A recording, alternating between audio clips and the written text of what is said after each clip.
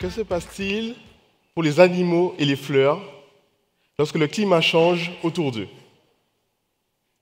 Soit l'espèce résiste, persiste dans ses habitudes et peu à peu meurt, soit l'espèce s'adapte, évolue pour s'harmoniser avec son nouvel environnement, et dans ce cas-là, l'espèce survit.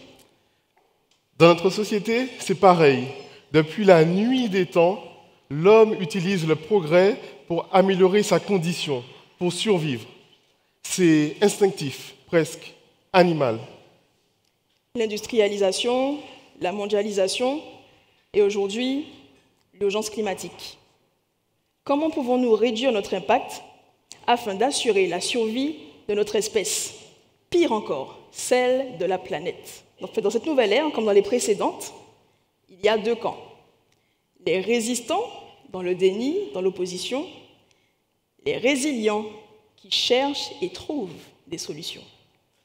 Churchill disait « Mieux vaut prendre le changement par la main avant qu'il ne nous prenne à la gorge ». En ce qui concerne Anna et moi, nous avons fait notre choix. Pour parler de progrès, j'aimerais faire un parallèle. Connaissez-vous dans la salle l'histoire des 3 petits cochons? Levez la main pour ceux qui connaissent. D'accord, on va voir ça. Cette histoire, c'est l'histoire de trois compères qui, chacun de leur coin, construisent la maison la plus belle, la plus solide, afin de résister aux attaques du loup. Cette histoire illustre à merveille la notion de progrès. La première, faite de paille, ne résistera pas longtemps face aux attaques du loup. Bel essai, mais peut mieux faire. La seconde, faite de... Vous connaissez l'histoire, c'est bien. Eh bien, elle connaîtra le même sort. Dommage, encore loupé. Mais la troisième, elle, est solide, robuste, incassable, idéale pour protéger ses habitants des attaques du loup et par extension de toutes les menaces imaginables. Ben oui, c'est bien connu. Quand on résiste aux attaques du grand méchant loup, après, on ne risque plus rien. Ben oui. Ces 3 réalisations sont le fruit d'une réflexion individuelle, où chacun apprend, se rend compte par son expérience et par son expérience des limites de sa technique, mais en se regardant les uns les autres, ils apprennent, ils progressent et trouvent une solution satisfaisante. Ok. Dans l'histoire originelle, celle de 1890, ils sont 3. Qu'en serait-il aujourd'hui si les 3 petits cochons apprenaient que la construction d'une maison traditionnelle en béton émet 3 fois plus de CO2 qu'une maison éco-construite? Si l'industrie du ciment était un pays, il serait le 3e émetteur de CO2 au monde. Qu'en serait-il si nous donnions une suite à cette histoire? Et si nous construisions une 4e maison, la maison du futur? Elle serait aussi solide que les précédentes, mais une version améliorée, tenant compte des limites des précédentes. Une maison vertueuse pour la nature et pour l'homme. Ok, challenge accepté. Laissez-nous vous présenter ma petite maison verte.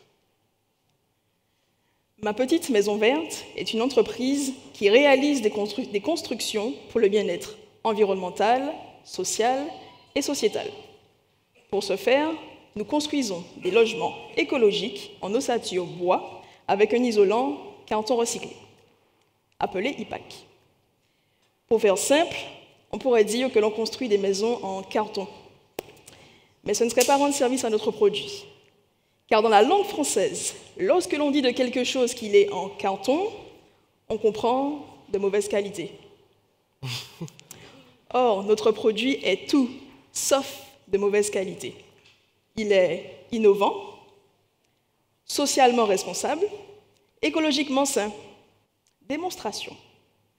De l'extérieur vers l'intérieur, nous avons un bardage en bois, une ossature en bois dans laquelle on insère l'isolant en carton recyclé et pour finir, un habillage en bois. Le tout résistant au feu, à l'eau, au vent et au grand méchant loup. Notre produit, nous en sommes fiers car son impact est positif à tous les niveaux. écologique, par les matériaux utilisés, socialement responsable, par le mode de production. Car oui, l'IPAC est réalisé par des personnes en situation de handicap dans un ESAT, établissement ou service d'aide par le travail. Et notre atelier, lui, se trouve dans un IME, Institut médico-éducatif, avec lequel nous collaborons pour former des personnes en situation de handicap également. En ce moment même, nous construisons un village de 14 maisons pour loger 31 étudiants en situation de précarité. Et petit clin d'œil, dans ce village, il y aura 2 maisons PMR, donc un petit clin d'œil à Karima.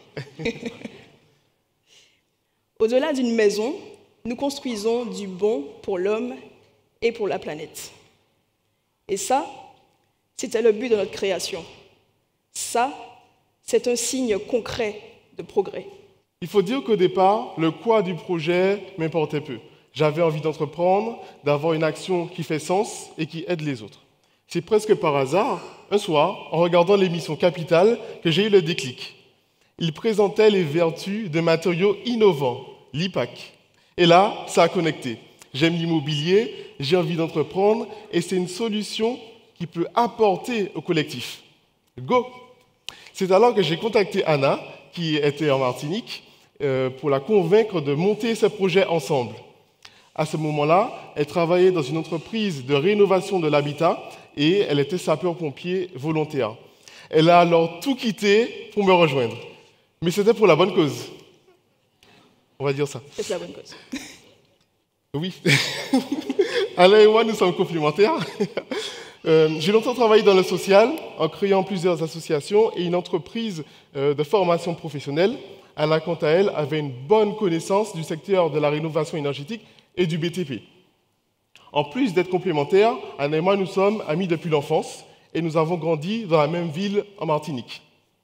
Nous partageons une histoire commune et des valeurs similaires, celle de l'entraide, celle du respect. L'entraide, pour ma part, dans mes associations de lutte contre les décrochages scolaires. L'entraide concernant Anna dans ses missions de sapeur-pompier. C'est comme ça, c'est en nous. Nous aimons aider les autres. Tout naturellement, au-delà d'une entreprise du BTP, nous avons voulu créer un projet qui est en cohérence avec nos valeurs. S'améliorer sur tous les maillons de la chaîne, c'est possible pour nous. C'est possible partout. Toutes les entreprises peuvent s'améliorer sur leur RSE, réellement, concrètement. Dans le BTP, nous sommes la preuve que c'est possible. Mais un boulanger, par exemple, il peut choisir de faire fabriquer ses emballages par un ESAT, une association. Il peut choisir un fournisseur dont la production est plus engagée, plus responsable, plus locale. Se poser la question, c'est déjà agir. La question du qui, la question du où donne du sens au pourquoi. Y penser en amont, c'est sûr que cela facilite la mise en œuvre. Mais pour autant, il y a toujours une marge de progrès à faire. Et pour cela, pas besoin de réinventer la roue tout seul, de son côté, ou de vouloir tout faire parfaitement bien tout seul. Nous, par exemple, nous ne créons pas le carton écologique, mais nous collaborons avec une entreprise qui, elle, s'insère dans cette démarche. Nous n'employons pas non plus en tant que tels des salariés en situation de handicap, mais nous nous entourons d'une structure qui, elle, a les normes, les accréditations et les compétences nécessaires pour que la collaboration fonctionne à merveille. Au-delà de ça, nous avons bénéficié d'un soutien sans faille dès la création de notre projet. J'aimerais citer Andrea Montero du réseau Initiative Essonne qui nous a accompagnés de la création de l'entreprise jusqu'à l'obtention d'un crédit à taux zéro de 40 000 €. Pour résumer la qualité de son accompagnement, j'aimerais citer une phrase qu'elle a eue lorsqu'on a eu notre premier rendez-vous et que j'ai pitché le projet. Elle m'a dit « Waouh, c'est génial, ne cherchez plus, je ferai de vous ma pépite ». Et sans cet accompagnement, nous n'aurions pas eu le plaisir de candidater et de remporter le prix Créatrice d'avenir 2020, d'obtenir le label Initiative Remarquable et d'inaugurer notre première construction. S'engager auprès d'acteurs déjà en mouvement permet de créer des synergies et de renforcer la puissance du progrès. Darwin a dit un jour, les espèces qui survivent ne sont pas les espèces les plus fortes, ni les plus intelligentes, mais celles qui s'adaptent le mieux au changement. S'adapter, progresser pour répondre aux enjeux actuels, telle est notre mission en tant qu'habitants de la planète. Et nous sommes tous concernés. En mutualisant nos forces, nos convictions, nos expériences, nous progresserons de manière exponentielle vers un monde meilleur. Et ce, jusqu'à ce que la prochaine génération invente la 5e maison, encore plus solide, plus responsable. Une maison en phase avec les enjeux du monde que nous leur aurons laissés. Ma petite maison verte, c'est un petit habitat pour l'homme. Mais un grand geste pour l'environnement. Merci à vous. Merci.